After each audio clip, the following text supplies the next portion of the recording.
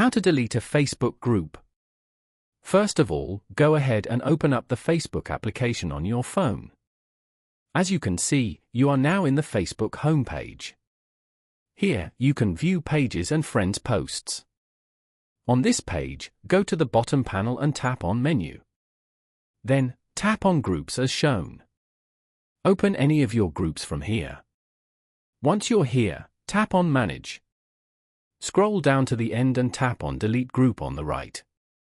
Tap on Delete Group again to confirm. You have now successfully deleted this group.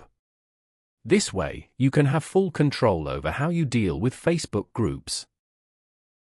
Following these steps, you can easily delete a Facebook group. Thank you for watching. Please leave a like if this tutorial helped you, or leave a comment below if you have any questions related to the video.